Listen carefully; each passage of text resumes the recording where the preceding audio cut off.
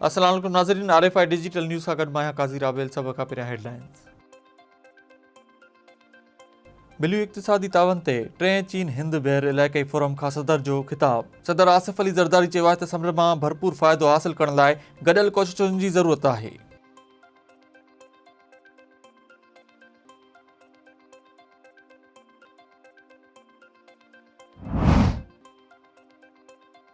वज़ीर आज़म जी सदारत हेठि अमन अमान जी सूरत-हाल ते अहम इजलास। अमन अमान जी सूरत-हाल, दहशतगर्दी जे वाक़िअनि ऐं पाराचनार जी सूरत-हाल ते ब्रीफिंग।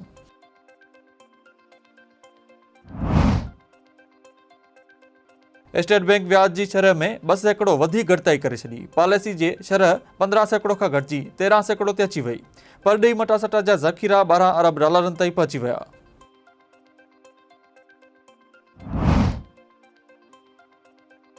PI जी निजकारी जी राह हमवार, IMF मुतालबा मञी वरिता। खसारो ख़त्म थियण सां बडिंग 350 अरब रुपयनि ताईं वञी सघे थी।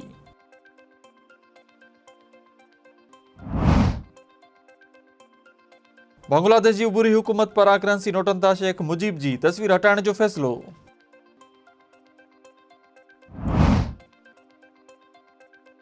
यूनान जे ॿेड़ी हादसे में ॿुॾी वियल केतिरा ई पाकिस्तानी अञा बि गुम, बचण जूं उमीदूं ख़तम। हादसे में 4 पाकिस्तानियुनि जे फौत थियण जी तस्दीक। नाज़रीन, हेडलाइंस मां ॾिठियूं हींअर तफ़सीली ख़बरूं।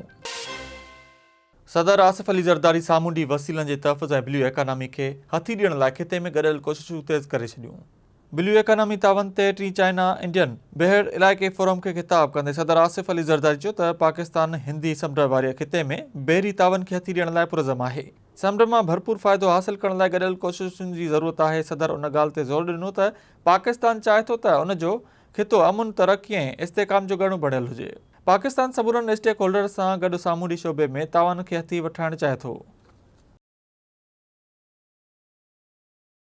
वज़ीर आज़म शहबाज शरीफ़ जी सदारत हेठि मुल्क में अमन अमान जी सूरत-हाल बाबति गुज़िरियल ॾींहुं अहम इजलास थियो। इजलास में वफ़ाक़ी वज़ीरनि, आला फ़ौजी क़यादत ऐं आला सिविल ऑफिसरनि शिरकत कई। वज़ीर आज़म हाउस इस्लामाबाद में सिक्योरिटी सूरत-हाल बाबति अहम इजलास थियो। इजलास में सॼे मुल्क जी सिक्योरिटी ऐं अमन अमान जी सूरत-हाल ते ग़ौर कयो वियो। इजलास में शिरकत कंदड़नि खे मुल्क में अमन अमान जी सूरत-हाल, दहशतगर्दी जे वाक़िअनि, इस्लामाबाद धरणे ऐं पाराचनार जी सूरत-हाल बाबति ब्रीफिंग ॾिनी वई। इजलास में दहशतगर्दी खे मुंहुं ॾियण लाइ अहम फ़ैसिला कया विया। स्टेट बैंक व्याज जी शरह में 2 सैकड़ो वधीक घटिताई करे छॾी, जंहिं बाद व्याज जी शरह 15 सैकड़ो खां घटिजी 13 सैकड़ो ते अची वई आहे। गवर्नर स्टेट बैंक जी सदारत हेठि मॉनेटरी पॉलिसी जो इजलास थियो, जंहिं में नई मॉनेटरी पॉलिसी जोड़ी वई। इजलास खां पोइ स्टेट बैंक जी पधिराई जारी कई वई, जंहिं मूजिबि सूद जी शरह में 200 बेसिस पॉइंट्स जी घटिताई कई वई आहे, जंहिं खां पोइ पॉलिसी रेट 15 सैकड़ो खां घटिजी 13 सैकड़ो ते थी वियो आहे। स्टेट बैंक पारां सूद जी शरह में घटिताई जो सिलसिलो जारी आहे। स्टेट बैंक मूजिबि नवंबर 2024 में महांगाई जी शरह घटिजी 4.9 सैकड़ो ताईं रही। स्टेट बैंक जा परॾेही मटासटा जा ज़ख़ीरा 12 अरब डॉलरनि ताईं पहुची विया। जुलाई ऐं अक्टूबर 2024 दौरान बरामदात में 8.7 सैकड़ो इज़ाफ़ो थियो। IMF PI जी निजकारी लाइ सेल्स टैक्स छूट ऐं एक्टिविटी लॉसिस ख़त्म करण जा मुतालबा मञी वरिता आहिनि।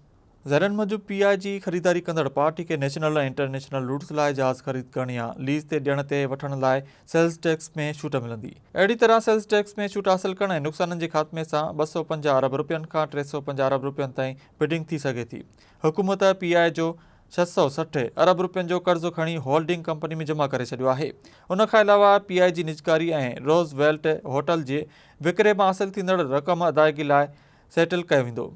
PI होल्डिंग कंपनी जे कर्ज़ खे सेटल करण लाइ IMF तरफ़ां मंज़ूरी ॾिनी वई आहे। रोज़वेल्ट होटल जे विकिरे जो अंदाज़ो लॻभॻि 1 अरब डॉलर लॻायो वियो आहे। वफ़ाक़ी घरू वज़ीर मोहसिन नक़वी रियाज़ में सऊदी अरब जे घरू वज़ीर शहज़ादा अब्दुल अज़ीज़ बिन सऊद बिन नाइब सां मुलाक़ात कई। मुलाक़ात दौरान ॿिन्ही मुल्कनि जे घरू वज़ीरनि सिक्योरिटी तावन ते ख़्यालनि जी ॾे वठि कई। रियाज़ में घरू वज़ारत जे हेड क्वार्टर्स में पाकिस्तान ऐं सऊदी अरब जे घरू वज़ीरनि मुलाक़ात कई।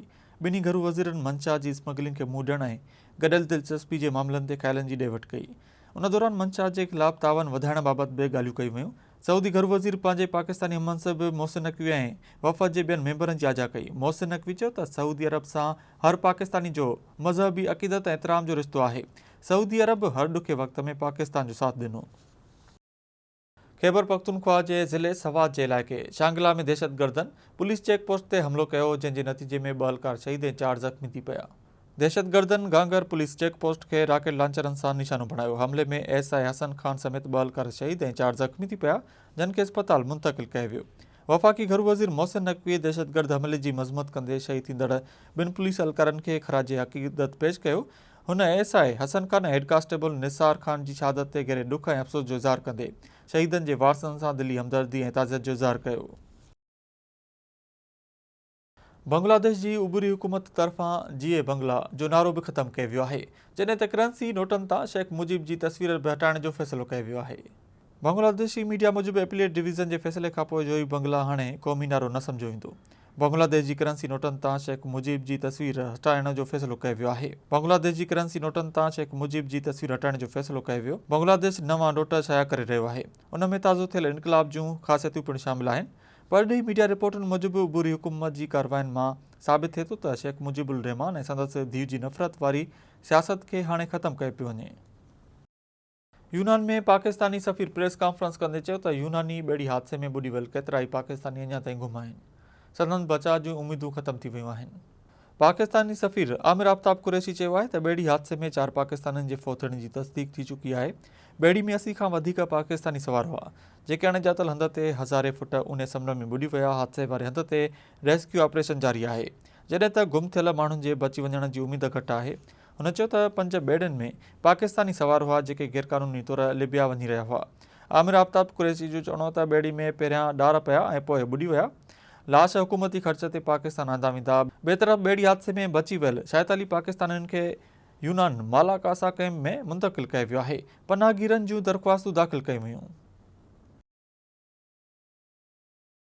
ऐं नाज़रीन, इहे नुक़्तनि जूं ख़बरूं वधीक तफ़सीलनि लाइ विज़िट कंदा RFI डिजिटल न्यूज़ ॾिसंदा रहो RFI डिजिटल न्यूज़।